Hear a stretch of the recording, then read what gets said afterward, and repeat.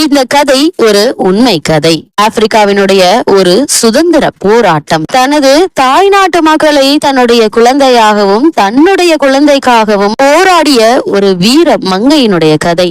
அந்த வீர மங்கைக்கு கிடைத்த பதவிதான் தி கிங் ஆஃப் உமன், பெண் ராணி. அப்படி அந்த பெண்ணுக்கு வீர மங்கைக்கு என்னதான் நடந்துச்சு அப்படிங்கறது தான் இந்த படத்தினுடைய கதையாயிருக்கு. வாங்க இப்ப படத்துக்குள்ள போலாம். இந்த படம் உங்களுக்கு பிடிச்சிருந்துச்சு அப்படின்னா லைக் பண்ணுங்க, ஷேர் பண்ணுங்க. இன்னும் இது மாதிரியான என்ன மாதிரியான படம் எல்லாம் உங்களுக்கு ரிவ்யூவா சொல்லணும், நான் சொல்ற விதம் உங்களுக்கு பிடிச்சிருந்துச்சு அப்படின்னா சேனலை சப்ஸ்கிரைப் பண்ணி அப்படியே அந்த பெல் ஐகானையும் கிளிக் பண்ணுங்க. வாங்க இப்ப படத்துக்குள்ள போலாம். ஒரு காடுக்குள்ள நிறைய பேரு தீமூட்டி உணவு சமைச்சுக்கிட்டும் வேலை பார்த்துக்கிட்டும் இருக்காங்க. திடீர்னு ஏதோ ஒரு சத்தம் கேக்குது. அந்த கேங்ல இருந்த ஒருத்தன் அமைதியா இரு, ஏதோ சத்தம் கேக்குதுன்னு சொல்லிட்டு இருக்கும் போதே அங்க இருந்து புதருக்குள்ள இருந்து ஒரு பெரிய பெண் கும்பலே அங்க இருந்த ஆண்களை தாக்குறாங்க. தாக்கி அவர்களோடு போர் புரியுறாங்க. போருங்கிறது சும்மா கிடையாதுங்க. அவர்கள் கிட்ட துப்பாக்கியோ இல்ல பெரிய பெரிய ஆயுதங்களோ கிடையாது. அவர்கள் வைத்திருந்தது எல்லாமே அருவா, கத்தி, ஈட்டி, இது மாதிரியான ஆயுதங்களை வச்சு அவர்களை ஒரு வழி பண்றாங்க. அப்ப அந்த கூட்டத்தினுடைய தலைவி ஒருவனை பிடிச்சு, எங்கள் நாட்டுல இருந்து அகதிகளா கூட்டிட்டு வந்த மக்கள் எங்க அப்படின்னு கேக்குறாங்க. அதற்கு அவன் சொல்றான், இல்ல நாங்க அப்படி யாரையும் கூட்டிட்டு வரல, நாங்க விவசாயிகள் தான் அப்படிங்கிறான். உடனே இன்னொரு பெண் தலைவி, இங்க பாருங்க அப்படின்னு சொல்லிட்டு ஒரு கூடாரத்துக்குள்ள அடைச்சு வச்சிருந்த கிழக்கு ஆப்பிரிக்க மக்களை காமிக்கிறான். அத பார்த்தோன்னே தலைவி அவனுடைய தலைய 2ஆ வெட்டிடுறா. இப்பதான் தி உமன் கிங்ங்கிற டைட்டில போட்டு படத்தை ஆரம்பிக்கிறாங்க. அங்க இதே மாதிரி நிறைய பேர் இறந்தும் போயிடுறாங்க. அதுல ஒரு பெண் இறந்து போயிருக்கா. அவ பக்கத்துல ஒரு பெண் உட்கார்ந்து அழுதுகிட்டு இருக்காங்க. உடனே இந்த தலைவி, யாருமா நீ, இவங்க உங்களுக்கு என்ன முறை வேணும் அப்படின்னு கேட்டதுக்கு அந்த பொண்ணு சொல்றா, இது எங்க அம்மா அப்படின்னு சொல்றா. வாமா, உன்னுடைய சொந்த பந்தத்திட்ட நான் போய் சேர்த்துறேன் அப்படின்னு சொல்லிட்டு தலைவி சொல்றா. இல்ல, எனக்கு வேற எந்த சொந்தமுமே கிடையாது. என்னுடைய அண்ணன், தம்பி, உறவினர்கள் எல்லாத்தையுமே இந்த மேற்கு ஆப்பிரிக்காக்காரங்க கைதிகளா கொண்டு போயிட்டாங்க. எனக்கு இருந்த ஒரே சொந்தம் எங்க அம்மா மட்டும்தான். இப்ப எங்க அம்மாவும் இல்ல அப்படின்னு அழுகிறா. உடனே இந்த பெண் தலைவி, வாமா உனக்கு நாங்க இருக்கோம்னு சொல்லிட்டு கூட்டிட்டு போயிடுறா. இதே மாதிரி அடிமையாக கூட்டிட்டு வந்திருந்த கிழக்கு ஆப்பிரிக்கா மக்களை அவ சுதந்திரப்படுத்தி நம்ம நாட்டுக்கு, அதாவது கிழக்கு ஆப்பிரிக்காவுக்கு கூட்டிட்டு போறா. வெற்றி வாகை சூடி களியாட்டத்தோட நாட்டுக்குள்ள போறாங்க. நாட்டுக்குள்ள போகும்போது அந்த கிழக்கு ஆப்பிரிக்கா மக்கள் அவங்கள மதிச்சு தலை குனிஞ்சு நிக்கிறாங்க. அதுல ஒரு சின்ன பையன் அவங்கள நாங்க பாக்கணும் அப்படின்னு சொல்லிட்டு நிமிந்து பாக்குறான். உடனே அவங்க அப்பா சொல்றாரு, இல்ல அவங்கள எல்லாம் நீ பார்க்க கூடாது, இது அரசருடைய கட்டளை அப்படின்னு அவங்க அப்பா சொல்றாரு. ஆனா அவனுக்கு அந்த பெண் தலைவிய, பெண் போராளிகளை பாக்கணும்னு ரொம்பவே ஆசை. அதனால அவன் கை 2யும் கண்ணுல மூடிட்டு கையில ஒரு சின்னதா கைய விரிச்சு, விரல விரிச்சு அந்த விரல் வழியா அந்த போராளிகளை பாக்குறான். இத கவனிச்ச தலைவி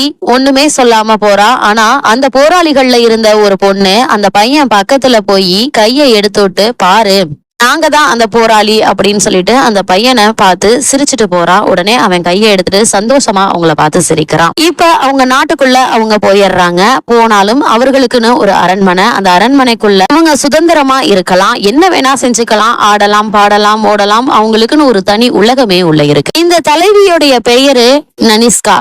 நம்ம நனிஸ்கானே சொல்லுவோம். நனிஸ்கா போய் அந்த நாட்டு மன்னனான கிழக்கு ஆப்பிரிக்கா மன்னனை பாக்குறா. இப்படியே போயிட்டு இருந்துச்சுன்னா நம்ம என்ன செய்யறதுன்னே தெரியல, ஒரு வழிக்கு அவங்கள கொண்டு வந்தாதான் முடியும்.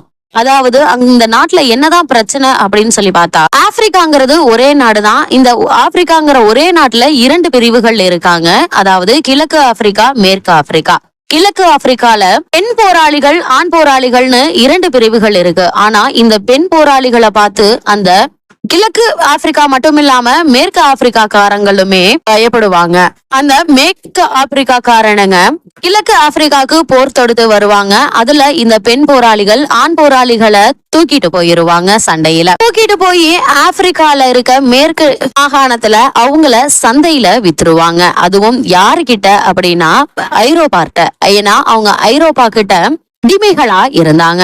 இங்க இருந்த மக்களை கொண்டு போய் இங்க கிடைக்கக்கூடிய அடிமைகளை அவங்கள்ட்ட விக்கிறது தான் அவங்களுடைய முழு பொருளாதாரமே இருந்துச்சு. ஆனா கிழக்கு ஆப்பிரிக்காவை பொறுத்த வரைக்கும் பண எண்ணெய பொருளாதாரத்தினுடைய முக்கியத்துவமா வச்சிருந்தாங்க. அவர்களுடைய பொருளாதாரத்திற்கு பண எண்ணெய்களை எவ்வளவு அதிகப்படுத்தணுமோ அந்த அளவிற்கு அதிகப்படுத்தி விற்கணும். ஆனா இந்த இரண்டு ஆப்பிரிக்காவுக்குமே, அதாவது கிழக்கு ஆப்பிரிக்கா மேற்கு ஆப்பிரிக்காவுக்குமே ஒரு முக்கியமான துறைமுகம்ங்கிறது பொதுவான ஒரு இடத்துல இருக்கு. அதாவது மேற்கு ஆப்பிரிக்கா பக்கம் தான் இருக்கு. தனிஸ்கா மற்றும் அந்த நாட்டுடைய மன்னரை பொறுத்த வரைக்கும் இரண்டு நாடுமே ஒரே நாடுதான். ஆனா இந்த மேற்கு ஆப்பிரிக்காக்காரங்களை ஒரு வழிக்கு கொண்டு வந்தாதான் நம்ம நாட்டை ஒரு வழியா சமத்துவப்படுத்த முடியும் அப்படிங்கறதுல இவங்க குறியா இருந்தாங்க. அதற்கு அரசர் நம்பி இருந்தது நனிஸ்காவை மட்டும்தான். ஏன்னா நனிஸ்காவை பொறுத்த வரைக்கும் அந்த அளவுக்கு ஒரு போராளியாகவும் உத்வேகத்துடனும் சமயோஜித புத்தியோடும் எதிர்கால சிந்தனைகளோடும் செயல்படக்கூடியவ. இங்க அரசர்களும் நனிஸ்காவும் பேசிட்டு இருக்கும் போது வெளியில ஒரு பொண்ணை பார்த்து, சீக்கிரம் உங்க அம்மாவை வந்து என்ன பார்க்க சொல்லு, உன்னுடைய கல்யாணத்துக்கான உடைய நான் தயாரிக்கணும், அதுக்கான பணத்தை தந்துட்டு போ சொல்லுன்னு சொல்லிட்டு ஒரு பொண்ணு கிட்ட சொல்றாங்க. அந்த பொண்ணை நம்ம நவி அப்படின்னு சொல்லலாம். ஏன்னா இந்த படத்துலயும் அந்த பொண்ணுடைய பேரு நவிதான். என்ன சொல்றீங்க, எனக்கு கல்யாணமா, இத பத்தி எனக்கு எதுவுமே தெரியாதே அப்படின்னு சொல்லிட்டு கேக்குறா. போய் உங்க அம்மாவை கேளு அப்படிங்கிறா. உடனே நவியோட ஃப்ரெண்டு கிண்டல் பண்றா.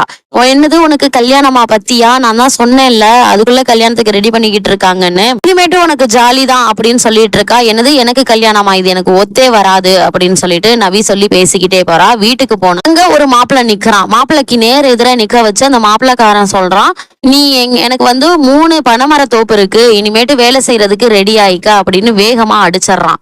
இவ சும்மா இல்லாம என்னை அப்புறம் நீ கை வைக்கலான்னு சொல்லிட்டு எதிர்த்து அடிச்சிடறான். கிட்டத்தட்ட அவன் முக்கா கிழவனா இருக்கான். அவனுக்கு பொண்ணாதான் இந்த நவிங்கிற பொண்ண உங்க வீட்டுல அனுப்புறாங்க. அவனுக்கு கிட்டத்தட்ட ஒரு 50-55 வயசுக்கு மேல இருக்கும். ஆனா நவிக்கு வெறும் 19 வயசுதான். நவிய பொறுத்த வரைக்கும் எல்லா விதத்திலுமே முரட்டுத்தனமா இருக்கா. யார் எது செஞ்சாலும் எதிர்த்து கேட்கறது, அவங்க ஏதாவது தப்பா பேசினா கை நீட்டுறது, இது மாதிரியான பழக்கத்தோடைய இருக்கா. அதனால அவங்க அப்பா அம்மா என்ன பண்ணிடுறாங்க, நீ குடும்ப வாழ்க்கைக்கு செட் ஆக மாட்ட, நீ போய் அந்த அரண்மனைக்குள்ளேயே இரு, அங்க இருக்கு அந்த போராளி மக்களோட பெண்களோட நீயும் சேர்ந்துக்கோ அப்படின்னு சொல்லிட்டு வேகமா அரண்மனை வாசலுக்கு கொண்டு போய் கதவை தட்டுறாங்க. அங்க இருக்கிற காவலாளி என்ன அப்படின்னு சொல்லி கேட்கவும், இவ எங்களுக்கு தேவையில்லை, இந்த பொண்ணை நான் அரசர்கிட்ட அனுப்புறதுக்காண்டி வந்திருக்கேன் அப்படிங்க. உடனே இங்கே வெயிட் பண்ணுங்க, நான் போய் கூட்டிட்டு வரேன் அப்படின்னு சொல்லிட்டு ஒரு பொண்ணு வரா. அதாவது அந்த போராளியில ஒரு பொண்ணு. இந்த பொண்ணை பொறுத்த வரைக்கும் நவியுடைய அக்கா மாதிரி ஒரு ரோல்னே வச்சுக்கோங்களேன். ஆரம்பத்துல இருந்து கடைசி வரைக்கும் இவங்க 2 பேரும் அக்கா தங்கச்சி போல எல்லா இடத்துலயுமே ஒன்னா இருப்பாங்க. அதாவது தத்து அக்கா அப்படின்னு சொல்லிக்குவோம். இப்ப அந்த தத்து அக்கா வராங்க. என்ன அப்படின்னு சொல்லி கேக்குறாங்க. இந்த பொண்ணை நாங்க அரசருக்கு ஒப்படைக்க போறோம், தான கொடுக்கறேன் அப்படின்னு சொல்லவுமே, நீ என்ன சொல்ற அப்படிங்க, நான் வந்துடுறேன் அப்படின்னு சொல்லிட்டு நவியும் சொல்லிடுறா. சரின்னு சொல்லிட்டு அந்த தத்து அக்கா நவிய உள்ள கூட்டிட்டு போயிடுறாங்க. உள்ள கூட்டிட்டு போனோடனே அங்க நடக்கிறது எல்லாமே பாக்குறாங்க. ஒரு சிலர் நல்ல சந்தோஷமா டான்ஸ் ஆடிட்டு இருக்காங்க, ஒரு சிலர் போர் பயிற்சி எடுத்துட்டு இருக்காங்க, ஒரு சிலர் சமைக்கிறாங்க, ஒரு சிலர் குழந்தைங்களை பாத்துக்கிறாங்க. இந்த இடத்தெல்லாம் பார்த்தோன்னே நவிக்கு ரொம்பவே சந்தோஷமாயிருது. ஏன்னா வெளியில அவ அவ்வளவு கஷ்டப்பட்டிருப்பா அவங்க அம்மா அப்பா கிட்ட. உள்ள வந்தோடனே போராளிகளை பார்த்தவுமே அவங்க அவங்களுடைய அந்த அரண்மனைக்குள்ள அவங்களுடைய உலகமே வேறையா இருக்கு. அவர்களுக்கு காதல் கிடையாது, கல்யாணம் கிடையாது. அவர்களுடைய முழு எண்ணங்கள் எல்லாமே தன்னுடைய நாட்டை சுதந்திர நாடா மாத்தணும் அப்படிங்கறதுதான். அவர்களுக்கான ஒவ்வொரு ட்ரைனிங்குமே ஆரம்பிக்குது. உடனே இவங்களை போய் குளிச்சுட்டு வா அப்படின்னு சொல்லி அனுப்புறாங்க. அதாவது அது மாதிரி